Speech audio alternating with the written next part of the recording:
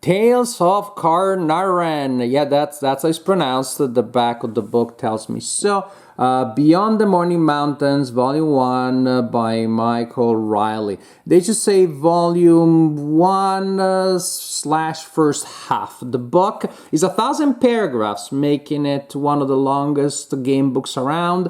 And definitely way longer than the classic game books of the golden age of the 1980s and early 90s.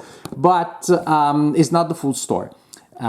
It has only one ending, so unless you die in combat, you will reach that ending. At the end, you'll be like, okay, you got that point, you got to that point, good for you. But the story is about a journey, and this volume with its 1,000 paragraphs is only the first leg of that journey. So the ending may end up being a little bit anticlimactic. Again, my understanding is this is the first volume of the Beyond the Morning Mountains story, and these stories then they should be part of a larger series called Tales of Quahnarren, and Quahnarren being this magical fantasy continent here.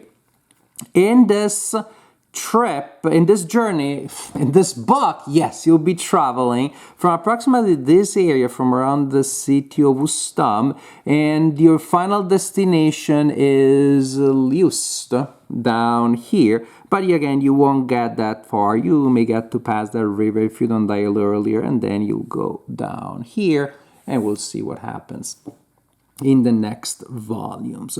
So you have 1,000 paragraphs, and it's a fantasy adventure. The protagonist is not your typical adventure. You don't get to choose if you're gonna be a paladin or a half-elf necromancer with a couple of levels in bard and a minor in the poisoning whatevs. You're gonna be a woodworker. So you're an artisan, and you come home one day, only there is no home. Your house has been burned down as you were away. You are very sad by that, and you decide to start a new life in this city here. And so you start your journey toward there, and maybe along the way you'll start collecting information about these criminals that have done that to your house. The game book and the game system are explicitly inspired by the classic series Fighting Fantasy. The author says that in the afterword. And the rules are clearly also inspired by it, but there's also a lot more. It's more complex.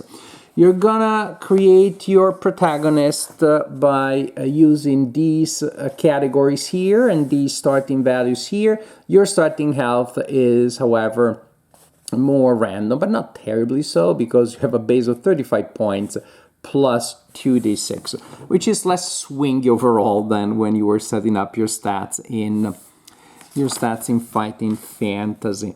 You have your character records, with again you place your values there, possessions, and then you have many slots on which you can equip different kinds of clothing, different pieces of clothing, and different kinds of armor and the weapons, and maybe rare items. At the end of this edition, which is the second edition, you also have some color parts about those rare items. I'm not going to show them to you, so you don't get a spoiler. As for the rules of combat, because come on, we know, that's what everybody wants to know. Oh yeah, you got money, you may align yourself with a certain deity, but we want to know about the battle. The battle process, the battle resolution works like this. You roll 2d6 for yourself, add in your expertise, and then 2d6 for the opponent, adding their expertise. Whoever has the highest becomes the attacker, the other person is the defender. At that point, the attacker rolls 2d6, adds, and compare this to the... I roll 2d6, compare this total against the strike speed, little armor value.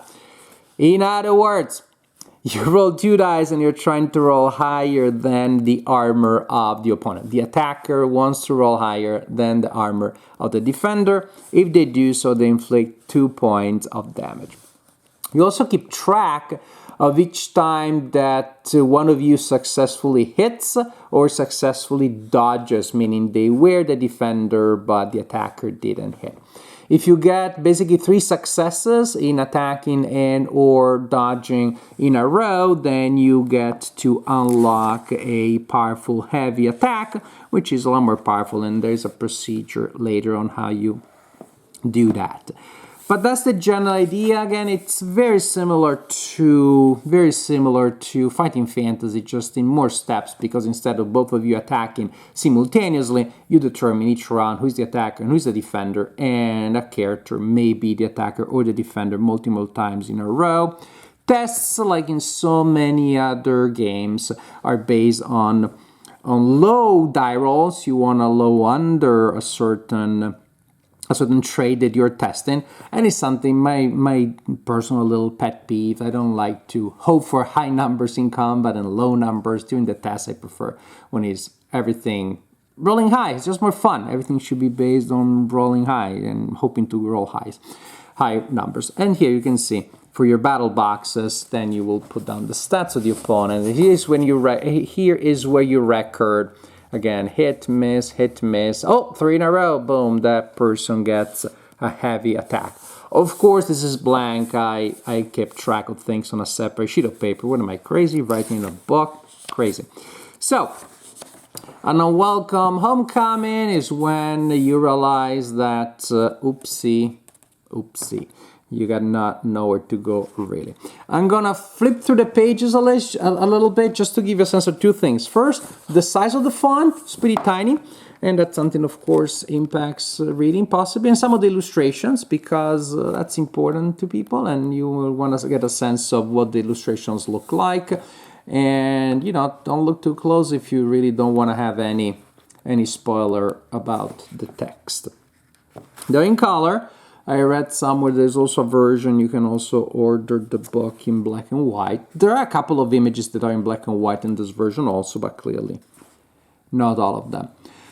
So you travel, and as I started reading the book, I imagined that this would be maybe a little bit of that's a black and white one. A little bit of a open world with this kind of size, with this amount of paragraphs. Turns out that's not the case. The book is pretty linear, structurally speaking, and you'll be pushed toward the end most of the time. Meaning that, and the book will tell you, hey, do you want to continue southeast? And maybe that's where you want to go, so you know that's where you should be going. Or do you want to take a detour? Oh, do you want to go to the other side of the town, or do you want to spend some time in these stores? If you don't want to spend those times in these stores or getting a drink in that pub, then go to the next place. And so it's going to be pretty obvious most of the time what you need to do to continue the adventure and walk toward the end. And so the first time I played it, I was a bit surprised that when I am at an inn and I see an indication that says turn to paragraph 1000, which is the optimal ending. I was like, what? Already? It really felt short. And then I played again and I realized, okay, yes, it's up to me to decide how many of these detours I want to take. Which I guess makes the experience more customizable and more flexible. But I realize that's not my favorite structure, because ultimately I had completed the adventure, and seeing some of that stuff was fun. But it was all those quote-unquote optional quests not really adding up to anything that felt necessary to complete the journey. Well, they felt a bit less exciting to me. Hey, maybe I'm just being ruined by reading Fighting Fantasy and Fighting Fantasy type books for 40 years or so now, and so being used to the idea long equal complicated and challenging and grueling and a maze and having to do a lot of stuff and having to do all of these things and getting a sense of satisfaction for overcoming all of these things. So here there's a book whose difficulty is actually vastly variable. If you just want to go, in a certain sense, if you're role-playing a guy who was a woodworker, never wanted to be a hero, never set out to fight this kind of monsters, he just wanted to start a business somewhere else, and you can role-play that.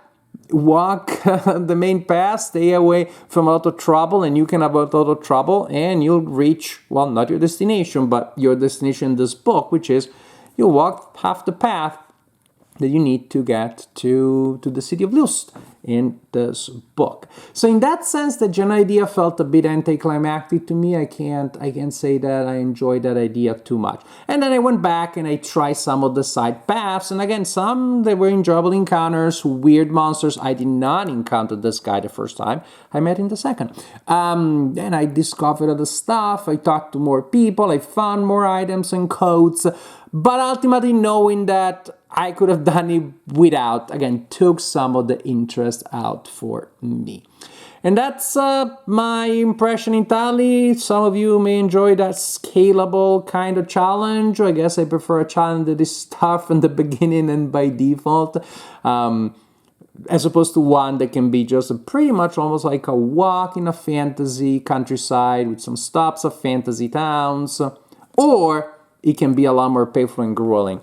You can choose which way you want to play, but either way, that is my assessment of Tales of Quahnarren.